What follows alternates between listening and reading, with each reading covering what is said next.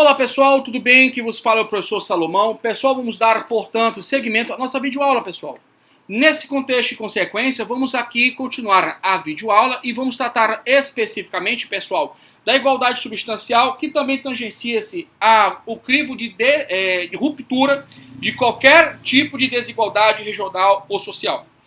Veja, pessoal, pontualmente, que a igualdade substancial é uma percepção mais macro, mais abrangente. Ela contempla totalmente, pessoal, a própria ideia de investimento, de fomento da atividade econômica e também de forma correlata e associada à implementação e execução de políticas públicas.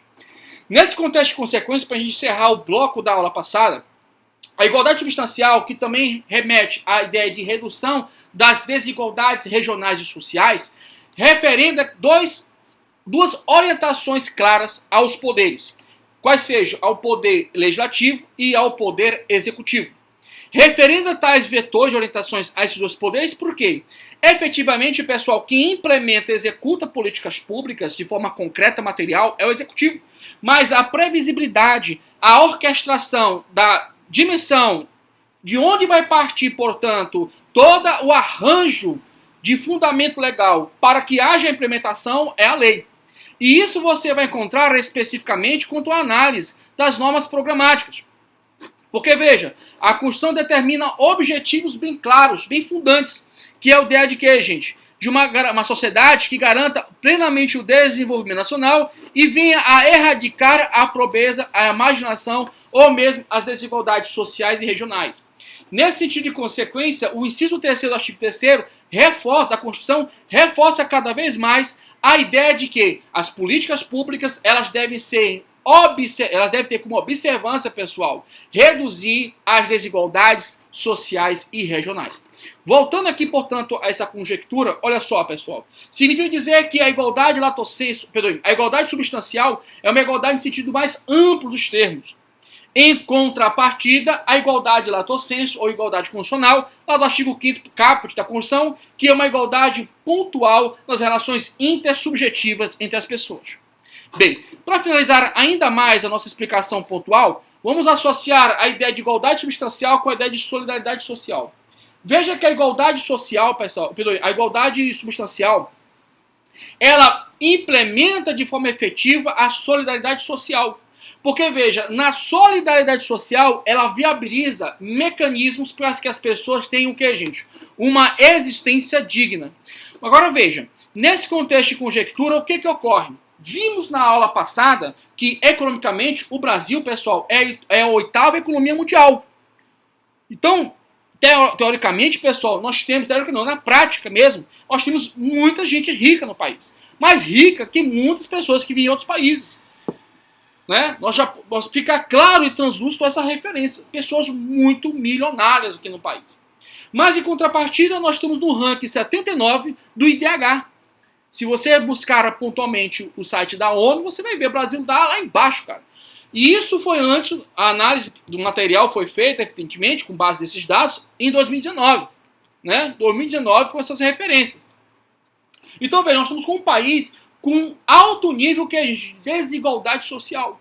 Então, veja, a observância da igualdade substancial, que envolve a redução das desigualdades regionais e sociais, é, de forma efetiva, pessoal, a consagração associada e correlata da solidariedade social.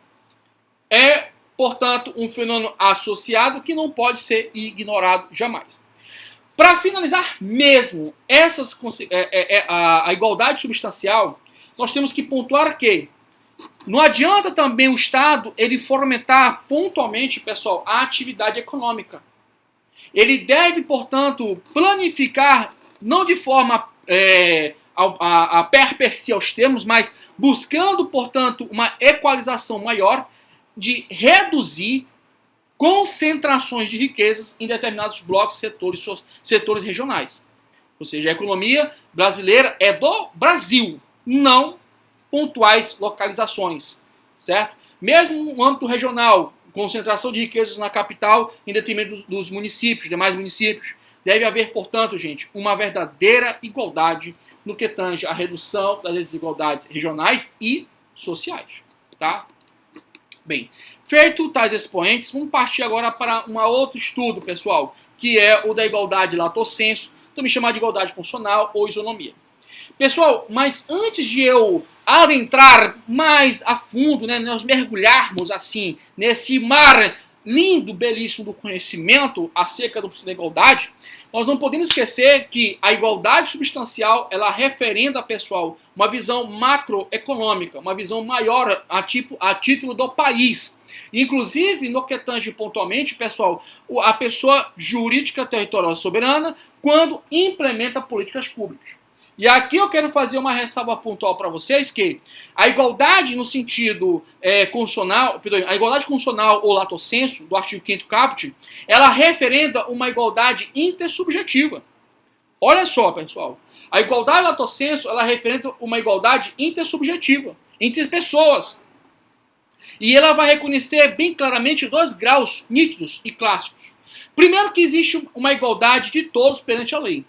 Igualdade de todos perante a lei. E todos aqui, pessoal, não são só nacionais, mas também estrangeiros, que estejam aqui sob a jurisdição brasileira. A igualdade, portanto, no sentido mais amplo dos termos, mas dentro de um nexo de intersubjetividade. Quando nós vamos tratar pontualmente da igualdade quanto à redução de qualquer grau de marginalidade, no sentido de querer absorver nichos de desigualdades regionais e sociais, nós estamos falando, pessoal, de uma igualdade substancial. Uma igualdade que tem profunda intimidade com a atividade econômica produtiva do país. Então, dentro desse plexo, o princípio da igualdade lato sensu, atinente aos contratos, significa dizer que, dentro de uma relação jurídica contratual, as partes têm que ter os mesmos tratamentos jurídicos, observando as suas peculiaridades, mas no sentido e consequência de que o direito de um não pode sobrepor ao dever do outro. De tal maneira, amplitude, que vai gerar zonas completamente, pessoal, disruptivas. Zonas, portanto, de falta de equilíbrio contratual. Nós vamos ver mais à frente, especificamente, as situações em que há o reequilíbrio econômico dos contratos, em razão da formação de áreas pontuais. Mas antes de aprofundarmos isso, aliás, bem antes, né, nós vamos tratar aqui de uma dimensão mais principiológica, vamos aqui analisar pontualmente o que é esse princípio da igualdade lato sensu ou isonomia. Bem, falei um pouco do comparativo da igualdade substancial com a igualdade lato sensu ou igualdade constitucional ou isonomia. No próximo material eu coloco aí a expressão igualdade constitucional, tá bom? Bem, então veja, nós fizemos a comparação. Trabalha ativamente a prerrogativa de reduzir as desigualdades regionais e sociais, e a outra estar com o nexo de relação, né, o nexo causal ligado às relações intersubjetivas, inclusive dentro dos contratos. E isso vai refletir bem nos contratos, pessoal, um ponto bastante interessante. Veja, não obstante coibir qualquer contrato em que crie onerosidade excessiva para uma das partes, né, a situação é de equilíbrio, não pode um contrato marginalizar sexos, né, se a pessoa é homem ou mulher, marginalizar dimensões de acepções metafísicas, ou seja, religiosas, né? Religião vem do latim religere, né? Religar-se, religião, retornar-se, né? A forma como a pessoa regressa espiritualmente a uma dimensão mais metafísica é individual de cada um. Inclusive pessoas que não acreditam em um nexo de religiosidade, inclusive combatem a religião. Então o contrato ele tem que ser inerente na sua essência, inerte, e inclusive não ter nenhum comportamento coercitivo ou omissivo para violar as liberdades de opções de gênero, inclusive do indivíduo, as prerrogativas de ordem sexual, se o homem é mulher, as prerrogativas de ordem metafísica. O contrato ele não pode trabalhar esse influxo, criando critérios anti-isonômicos, com base especificamente nas opções do indivíduo políticas, filosóficas, opções metafísicas, tá ok? Nem muito menos o fator biológico, não pode, e também econômico. Não podemos pensar em contratos específicos de compra e venda de uma mercadoria para um determinado setor social ou determinada localidade do país ter um tratamento anti-isonômico. O preço da mercadoria tem que ser o mesmo. O que pode acontecer nesse fluxo específico é a tributação, né? E as demais contratos acessórios que envolve a própria distribuição logística da mercadoria. Que aí realmente vai onerar a atividade e, por sinal, existem empresas que viabilizam essa distribuição de mercadorias. ok? Então, o contrato ele tem que ser isento de qualquer atitude preconceituosa. E aí eu trago para vocês a ideia, né, mãe, eu sei que não é uma aula de introdução ao estudo do direito, ou muito bem de filosofia jurídica, mas a ideia de preconceito vem de preconceptum, né, preconceber. O indivíduo ele traz preconcepções internas que podem macular relações intersubjetivas. Isso ele não pode fazer. Isso ele não pode exteriorizar as preconcepções individuais para macular a igualdade constitucional, a igualdade lato sensu, a isonomia que deve reger todos os contratos, ou ainda mais, as relações humanas. Agora veja, pessoal, você vai identificar conosco daqui a pouco que a igualdade que a Constituição está estabelecendo nas relações intersubjetivas é uma igualdade perante a lei. Olha que lance interessante. A Constituição ela estabelece um critério de igualdade perante a lei. Um critério, um nexo de igualdade perante a lei. E isso está, pessoal, logo no artigo 5º caput da Constituição. Olha que lance interessante. Essa igualdade é perante aos olhos da lei. A própria Constituição, no seu artigo 5º caput, diz o seguinte: todos somos iguais perante a lei. Então veja, a igualdade aqui ela é clara. E isso não vai gerar, em nenhum momento, pessoal, fenômenos disruptivos por convicções étnicas, por convicções religiosas, por convicções políticas, filosóficas, de gênero, nada disso. E falando da percepção de gênero, a Constituição ela ainda reforça categoricamente uma igualdade entre homens e mulheres. Eu vou nortear um exemplo infraconstitucional, no âmbito da norma legal, que é da CLT, mas antes de mais nada, vamos aqui ler a Constituição. Então, pessoal, falamos aqui na aula passada na igualdade substancial, agora vamos aqui adentrar na igualdade constitucional ou lato sensu, propriamente dita. Olha só, todos somos iguais perante a lei. Isso aqui é um ponto modal crivo. Se é perante a lei, é porque a igualdade ela observa o princípio da legalidade. Até porque, pessoal, olha só, ninguém será obrigado a fazer ou deixar de fazer alguma coisa sem virtude de lei. A lei, portanto, é o sustentáculo, o imperativo de segurança das relações jurídicas humanas. A lei, portanto, ela vai viabilizar que as pessoas vivam de forma harmônicas. De tal maneira, tudo que não poderá jamais haver distinção de qualquer natureza, garantidos aos brasileiros e aos estrangeiros. Veja que essa igualdade, ela norteia também aos estrangeiros. Agora, aos estrangeiros residentes no país. Por que isso, pessoal? Pela própria temática da jurisdição. Você estudou em Código do Direito Processual Civil a jurisdição e a regra de competência. Então o Brasil ele tem jurisdição no seu território nacional. Ele faz valer, faz empregar observância à lei no país. E quem que vai desaguar esse comando normativo é, dentre outros, o juiz ao decidir. Significa dizer que as ações por parte da Polícia Federal, as ações por parte do Ministério Público Federal, as ações por parte do próprio Poder Judiciário, no sentido da toda sua total estrutura, é onde, gente? Dentro do território brasileiro. Dentro do próprio território brasileiro. De tal maneira que essa igualdade, pessoal, aos olhos da lei, perante a lei, vai resguardar o que, gente? A inviolabilidade do direito à vida, à liberdade, à igualdade, à segurança e à propriedade. Veja que essa crivo de igualdade ela é muito bem forte, ela é muito bem indexada dentro da estrutura constitucional. E isso já traz aliás, essas prerrogativas já traz a sua previsão no preâmbulo, que diz que, olha só, nós, representantes do povo brasileiro, reunidos em Assembleia Nacional Constituinte para instituir o que, gente? Um Estado democrático. Um governo do povo. Destinado ao quê? A assegurar o exercício dos direitos sociais individuais. Olha aqui os direitos sociais. Aí vem a liberdade, a segurança, o bem-estar, e aí forma correlata o desenvolvimento e a igualdade e a justiça. Olha aqui a igualdade. Veja que aqui a Constituição, ela aponta metanormas. Metanormas. Professor, isso aqui são normas, portanto, constitucionais que submetem ao crivo do controle de constitucionalidade? Não. O preâmbulo da Constituição não é parâmetro para o exercício do controle de constitucionalidade. Nós vimos isso logo no início lá da nossa matéria. Eu coloquei, inclusive, um material informando, indicando na ADINS 9076 do Acre. Depois eu confirmo o número da ADIN para vocês. que deixou 2076 do Acre, que deixa bem claro categoricamente que o preâmbulo ele não é uma norma central. Portanto, não é um influxo para o exercício do controle de constitucionalidade. Mas aqui apresenta o que a gente meta normas. Aqui apresenta uma informação circunstancial e também, ao mesmo tempo, endógena do que são as metanormas. Aquilo que vão inspirar o executivo, o legislativo e o judiciário. Beleza? Inclusive é parâmetro, pessoal, não para o controle, mas para a interpretação das demais normas que compõem o conteúdo central da Constituição. Bem, voltando aqui à nossa temática, então veja, o princípio da igualdade, pessoal, ele é um princípio importantíssimo no nosso sistema jurídico.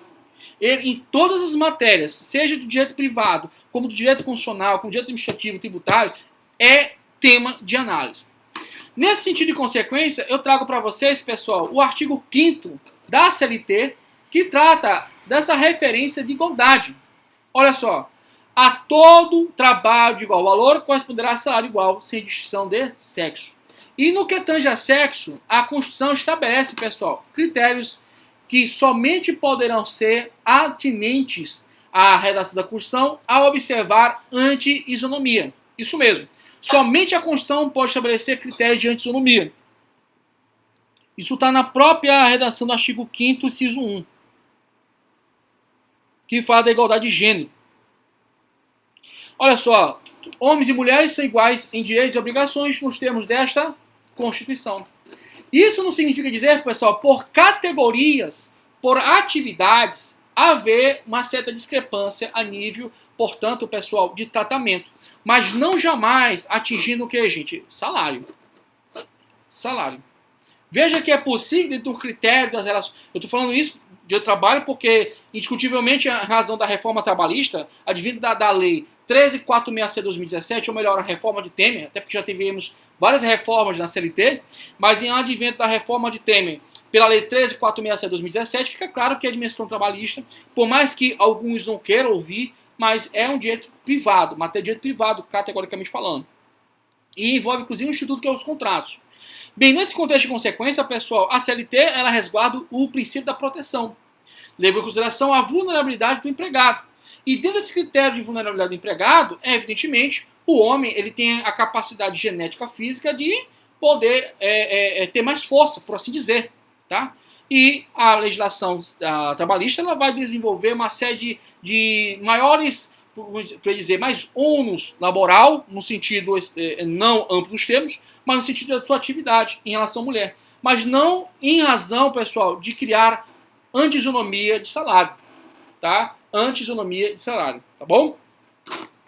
Bem, dando seguimento, portanto, a essa nossa trajetória, eu queria tratar com vocês um comparativo entre a isonomia lato sensu com a isonomia do substancial. Inclusive, eu separei aqui para vocês um texto que está no meu livro, para a gente poder fazer aqui. Justamente já está sob a proteção autoral. Nesse aqui. Bem aqui. Olha só. Olha o que diz essa parte aqui, pessoal, bastante que eu considero, né, bastante interessante. Olha só.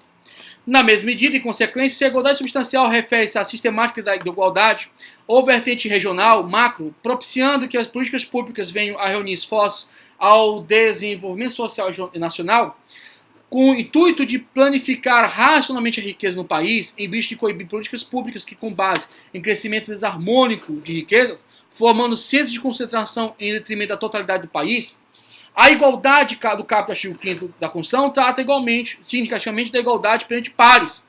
Perante pares. Então, veja, é perante empregados, perante pares, mas não perante gênero. Tá? Não pode haver critério antisonômico diante de gêneros. Atinente a indivíduos que se encontram em uma mesma situação jurídica. Ou seja, estou falando entre empregado homem e empregado mulher. Né? Consumidor, consumidora. É nesse contexto pontual que nós temos que trabalhar nosso raciocínio. Agora veja, evidentemente não existe uma distinção quanto ao tratamento jurídico dos contratos entre consumidor homem e mulher. Isso não existe, tá? O que pode haver em pontual minúcia, bem pontual específico, é no trabalho. Mas dentro do que tange ao consumidor, aí eu trago para vocês aqui o artigo 2º, que diz o seguinte, olha só. Consumidor, artigo 2º da CDC, que é o Código de Defesa do Consumidor, Lei 8.078 de 90. Olha o que diz: consumidor é toda pessoa física ou jurídica que adquire ou utiliza produto ou serviço como destinatário final. Veja que aqui, pessoal, o consumidor ele não põe a revenda da mercadoria. Ele não põe a revenda da mercadoria. Ele encerra, portanto, a sua atividade, portanto, na relação jurídica de consumo, consumindo ou utilizando o bem. Ele adquire utilizando o produto ou serviço, consumindo-o. Se por a revenda, ele não está com a condição de consumidor. Se eu tenho uma indústria, inclusive pode ser pessoa física ou jurídica, se eu tenho uma indústria e eu pego matéria-prima para empregar, para fabricar um outro produto, né, um detergente ou um medicamento, eu não estou sendo ali nesse contexto consumidor. Eu estou utilizando aquele insumo para atividade. Inclusive tem orientação do STJ nesse sentido. Agora, se eu compro para fazer a limpeza da minha empresa, né, pontual, e aí eu estou no comportamento de consumidor. Estou limpando minha empresa específica. Só que, de forma correlata, como vocês vão ver em CDC, né, em Direito do Consumidor, que deve-se observar os critérios de vulnerabilidade técnica, jurídica e econômica. Né? Deve-se observar pontualmente os critérios de vulnerabilidade técnica, jurídica e econômica. Não só atinente à ordem de consumidora, seu destinatário final da cadeia produtiva de consumo. Tudo bem? Então veja, pessoal, dentro de uma relação jurídica de consumo se reconhece que o consumidor está numa situação de vulnerabilidade. E aí isso repercute o que, gente? Numa série de direitos ao consumidor, que inclusive a legislação apontou como direitos básicos.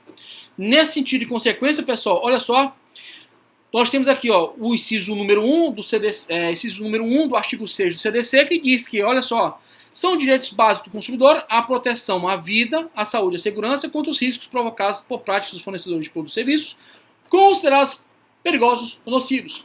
E aqui, pessoal, o direito à informação. Aí, a parte da doutrina, né, também considera que existe a vulnerabilidade contra a informação. Olha só, pessoal.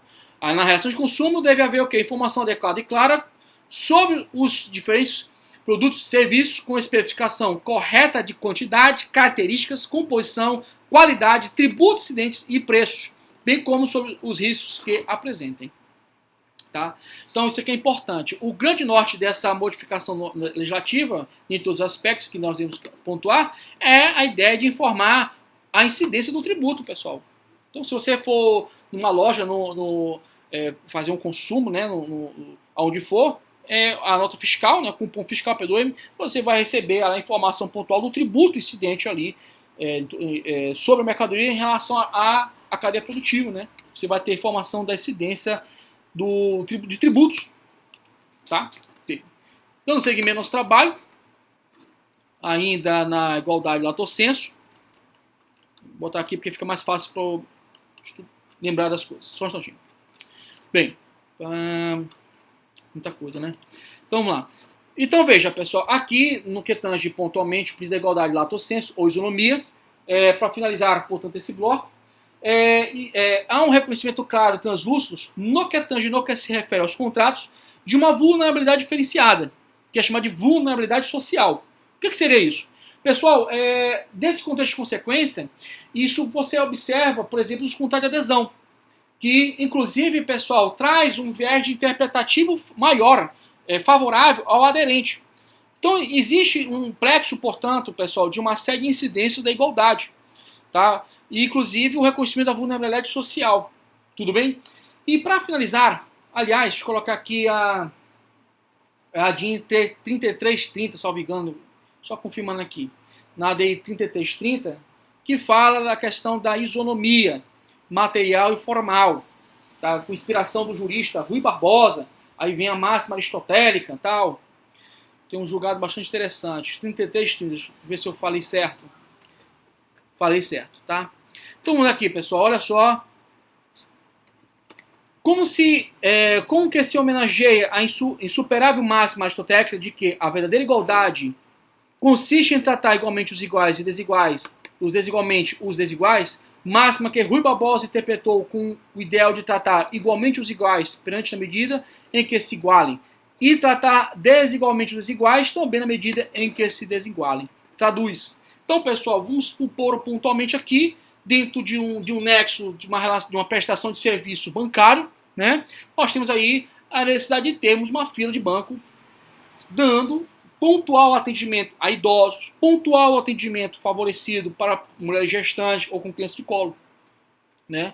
Então veja, é nesse contexto de consequência que nós temos aí, pessoal, a implementação clara e translúcida do princípio da igualdade no seu âmbito maior, ou seja, tratar os iguais de forma igual, os desiguais na medida de suas desigualdades, observando as peculiaridades, pessoal, dos desiguais. Então, pessoas que são tratadas iguais, né, os iguais de forma iguais, então tem que romper com qualquer critério de desigualdade, mas observando nos desiguais critérios que fortaleçam uma igualdade.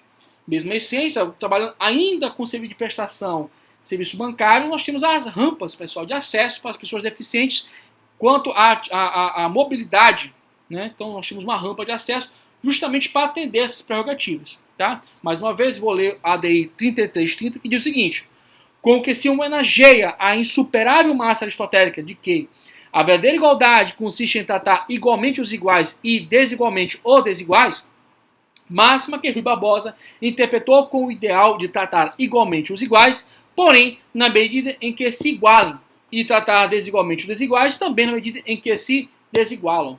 Tá? Então, é importante essas orientações translúcidas. Eu coloquei, inclusive, a questão da vulnerabilidade social, pessoal, o reconhecimento dos hipossuficientes economicamente e o acesso à justiça, né?